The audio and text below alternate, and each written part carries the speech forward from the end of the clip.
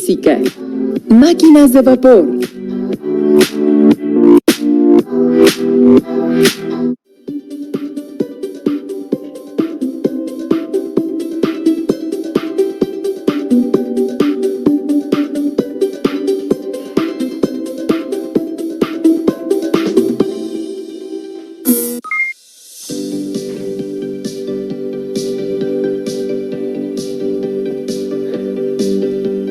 Bienvenidas y bienvenidos estudiantes. Me da mucho gusto que nos acompañen en esta sesión de Aprende en Casa 2 para la asignatura de Ciencias Física. En esta ocasión estará con nosotros el maestro Diego Borbolla. Bienvenido, maestro. Gracias, Enrique. Es un gusto poder participar en esta sesión. Les envío un cordial saludo a todas y a todos los que nos acompañan desde casa. Recuerden seguir las indicaciones sanitarias para que pronto podamos llegar al semáforo verde. Muy bien, maestro. Me parece que hoy vamos a continuar analizando algunas transformaciones del calor. Así es, Enrique. La sesión de hoy se titula Máquinas de vapor. Ustedes en casa, ¿qué saben acerca de ellas? ¿Saben qué son? ¿Para qué sirven? Los invitamos a hacerse estas preguntas.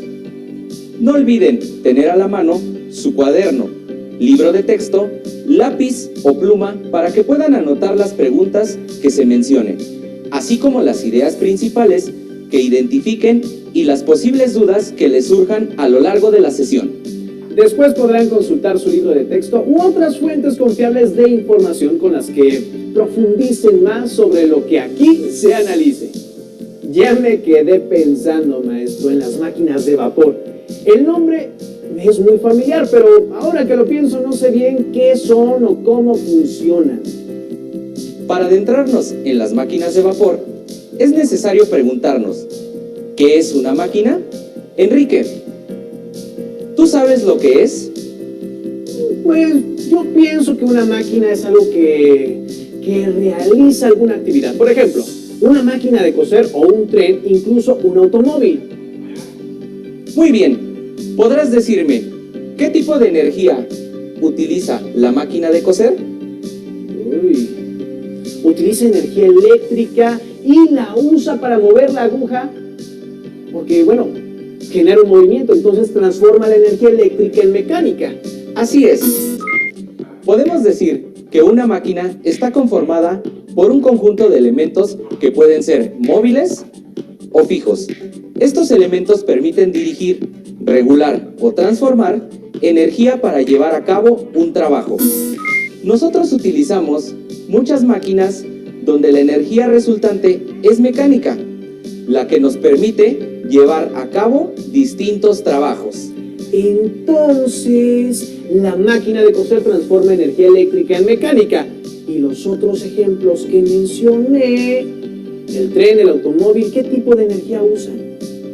Para responder a tu pregunta, observemos el siguiente diagrama.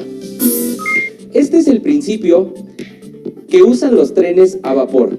Se quema carbón en una caldera para elevar la temperatura de un volumen de agua, hasta que ésta se convierte en vapor. El vapor se manda a un pistón, que es una pieza movible. Cuando el vapor se acumula, empuja el pistón y luego es enfriado para que el pistón regrese a su posición inicial. Finalmente, estos movimientos son transitorios a las ruedas del tren para que avance. Enrique, ¿qué transformaciones de energía pudiste identificar? Bueno, en un principio se utilizó el carbón para calentar el agua. Entonces se transformó la energía química del carbón en calor. Luego, el calor hizo que el vapor moviera el pistón y las ruedas. Entonces se transformó la energía térmica en energía mecánica. ¡Excelente! A las máquinas que transforman energía térmica en trabajo mecánico se les conoce con el nombre de máquinas térmicas. Existen 3 tipos de máquinas térmicas: las máquinas de vapor, los motores de combustión interna y los motores de reacción. Entonces el tren es una máquina de vapor porque utiliza el vapor de agua para moverse, ¿verdad? Retomando los ejemplos de máquinas que diste, el automóvil usa un motor de combustión interna. Los cohetes espaciales tienen motores de reacción. Estos últimos utilizan el principio de acción-reacción. Dígame, maestro, ¿cuál fue la máquina térmica que se inventó primero? ¿Y la máquina de vapor, el motor de combustión interna o el motor de reacción? La primera en inventarse fue la máquina de vapor. Si bien no fue hasta el siglo XIX que se logró establecer el hecho de que el calor es una forma de energía, gracias a los experimentos de Joule. En la antigüedad se sabía que el calor podía utilizarse para producir vapor, el cual es capaz de efectuar trabajo mecánico. Se cree que Arquímedes construyó un cañón de vapor, conocido como el architronito, que empujaba las balas usando la presión del vapor. El cañón fue utilizado para proteger la ciudad del bloqueo militar de los romanos.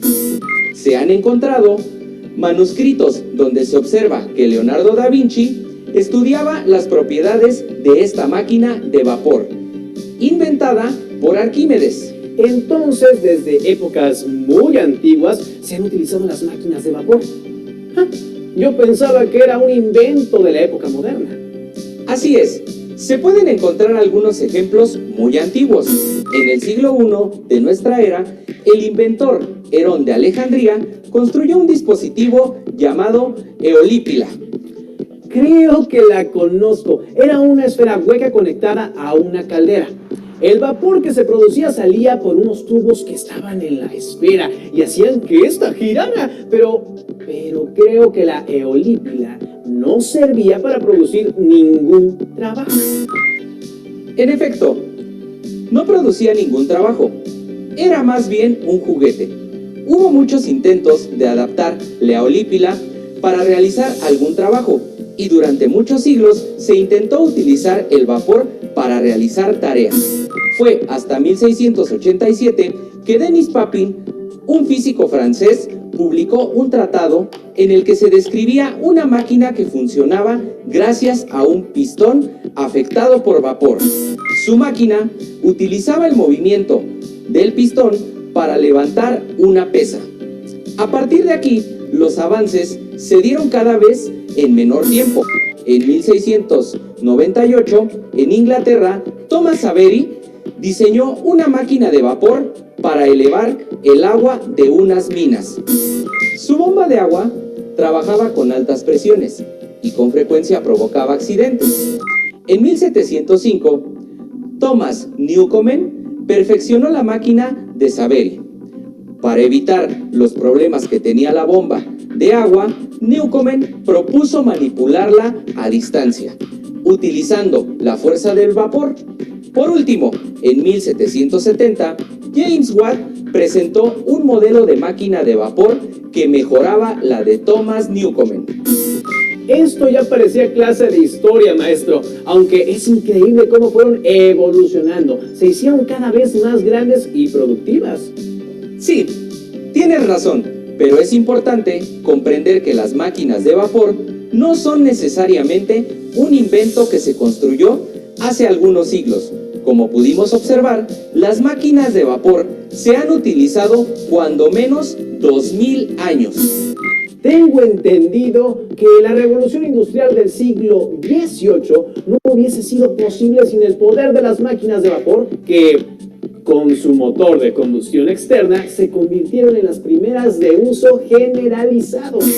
Así es, la máquina de James Watt fue una pieza clave en el desarrollo de la industria. A partir de su invención, su uso se extendió a los transportes en los trenes y los barcos de vapor.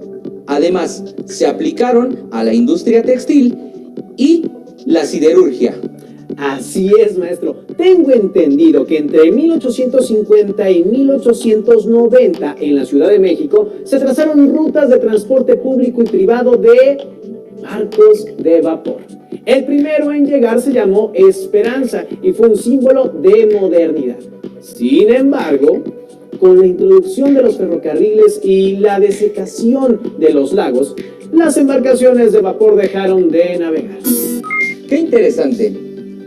La llegada del ferrocarril a México en 1850 ayudó a revolucionar la economía del país, del mismo modo que lo hizo en el resto del mundo al impulsar el comercio y reduciendo los costos de producción. Me pregunto, más o menos cuánto combustible utilizaban las antiguas máquinas de vapor, como los trenes y los barcos. Hablemos de las locomotoras. El consumo de carbón dependía de varios factores: el tamaño del tren, cuánto pesaba, el total de carga que arrastraba y la velocidad que se requería alcanzar. Los consumos podrían variar entre media y hasta 13 toneladas de carbón por hora. Movían cargas desde 250 hasta casi 550 toneladas, alcanzando velocidades hasta 160 kilómetros por hora. ¡Qué cantidad tan impresionante de carbón! ¿Cuánta agua debían almacenar sus calderas para poder mover todo ese peso? Las locomotoras pequeñas tenían tanques con capacidad para 11,000 litros, pero los grandes trenes podían necesitar de calderas de 91,000 litros de agua. Los trenes llevaban un vagón llamado tender, donde almacenaban carbón y agua para el trayecto. En el tender se llevaba usualmente una proporción de 14 toneladas de carbón por 38,000 litros de agua, y en cada parada que realizaba el tren se tenía que volver a llenar de agua la caldera. No me imagino el esfuerzo que debió ser estar paleando tanto carbón para calentar el agua. Dígame, maestro, ¿qué tanto combustible necesitaban los barcos? Por ejemplo, el barco Britannia, que se puso en funcionamiento en 1840, tenía un volumen de desplazamiento aproximadamente 1,000 toneladas. Consumía 40 toneladas de carbón por día. Por otro lado, años más tarde, en 1911, el transatlántico RMS Olympic, con un volumen de desplazamiento de 52,067 toneladas, utilizaba 620 toneladas de carbón por día. Me queda claro que se necesitaba mucho carbón para mover esas máquinas tan impresionantes. Todas son grandes proezas de la ingeniería y nos ayudan a hacer nuestras tareas diarias más simples y más fáciles. Tienes mucha razón, Enrique. Las máquinas también han transformado nuestro entorno. Ahora, estudiantes que nos ven desde casa, les invitamos a que piensen en 3 máquinas que conozcan, Que sean diferentes a las que hemos mencionado y que hayan observado en su vida cotidiana. ¿Piensan que alguna de ellas funciona con energía térmica o forma de calor? Escriban las reflexiones en su cuaderno. Me parece que ya tenemos suficiente teoría. Ahora, es momento de ponerla en práctica. Hay que mover nuestros conocimientos y, claro, realizaremos nuestra propia máquina. Verán que sorprenderán a sus amigos y conocidos. Estoy muy entusiasmado, maestro. Después de tanta historia, nos vamos a sentir como las personas de la época de la Revolución Industrial, inventando máquinas. Pero, ¿qué necesitamos? En casa, tomen nota. Los materiales que utilizaremos son 2 latas de refresco o jugo llenas, alcohol sólido o líquido y algodón, parrilla, una jeringa, tijeras, un bolígrafo, 3 vasos, una tachuela, 3 limpiapipas y palillos. ¡Listo! Entonces ya tenemos todos nuestros materiales. Recuerden que si realizan esta actividad, háganlo en compañía de un adulto. Díganos, maestro, ¿qué debemos hacer ahora? Primero, vamos a tomar una de las latas y con la tachuela perforaremos la parte superior, quedando un pequeño orificio por donde verteremos en un vaso el contenido de la lata. Destapamos la segunda lata, vaciamos todo el contenido en el vaso, tomamos las tijeras y haremos un par de cortes. La cortaremos de tal modo que quede estirada.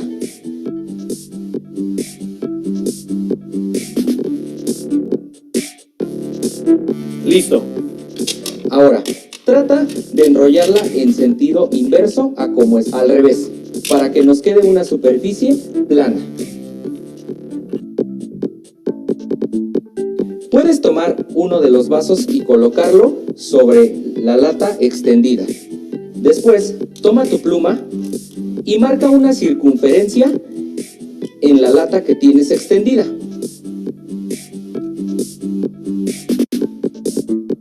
Con la ayuda de tus tijeras, recorta el círculo que trazaste sobre la lata. Listo. Después de ello, tienes que tomar la parte que recortaste y doblarla a la mitad en diferentes. Ahora, con ayuda de la tachuela, vas a hacer una perforación justo al centro del círculo de aluminio. Ahora, con tus tijeras, en cada una de las marcas que tiene la lata de aluminio, realiza una serie de cortes. Después de ello, toma uno de los palillos e introdúcelo justo en el orificio que realizaste. Ahora, para que nuestra hélice pueda girar, pipas alrededor de la lata en la parte superior, dejando dos en forma de asa.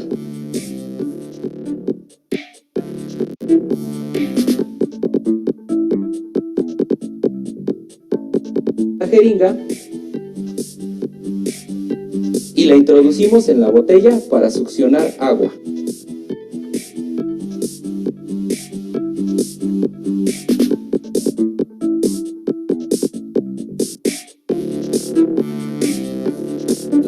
Ahora, con los limpiapipas vamos a sostener la hélice, tratando. Para el siguiente paso, asegúrate de estar en un lugar bien ventilado de un adulto. Sean cuidadosos. Encendemos el alcohol sólido. Y aquí está el alcohol sólido. Así es, retiramos la tapa del alcohol y con cuidado lo encendemos. Ay.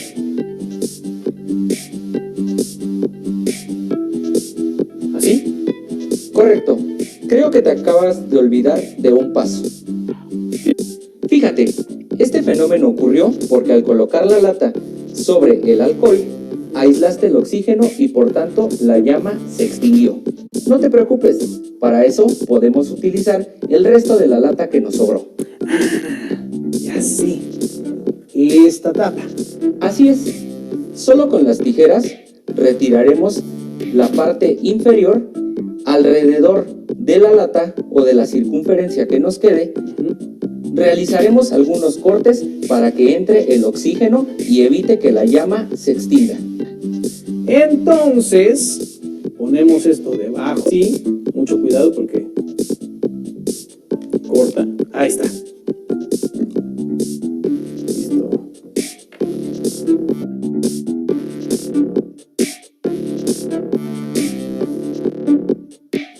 Recuerda, si no tenemos alcohol sólido, podemos utilizar un algodón mojado con alcohol líquido.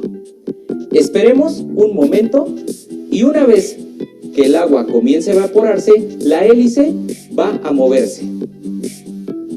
Mientras esperamos, piensen en por qué la hélice comenzará a moverse. Tomen en cuenta los conceptos que hemos visto. Un carro impulsado por vapor. Escriban sus ideas en su cuaderno.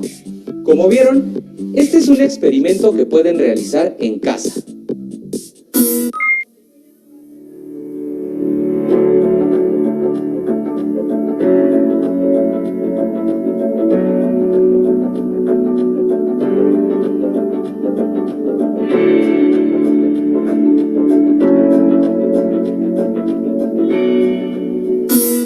Es fascinante que la hélice gire, que esté produciendo movimiento. Estamos viendo la transformación de la energía química del alcohol en calor, que hace que el agua eleve su temperatura y se evapore. Y ese vapor mueve la hélice. Entonces tenemos energía cinética. Así es, y nuestra máquina seguirá funcionando hasta que se termine el combustible, es decir, el alcohol o se evapore toda el agua. Me ha parecido muy enriquecedor todo lo que aprendimos el día de hoy sobre la importancia de las máquinas en nuestra vida diaria y sobre todo la gran transformación que provocaron las máquinas de vapor. Así es, Enrique. Las máquinas fueron un agente de cambio muy importante en la historia de la humanidad. Recuerden consultar su libro de texto en el tema relacionado para que puedan conocer más y resolver las dudas que pudieran surgir. Maestro Diego, le agradezco mucho su intervención en esta sesión y a todas y a todos nuestros estimados estudiantes, les invito a encontrarnos en la siguiente ocasión. ¡Hasta pronto!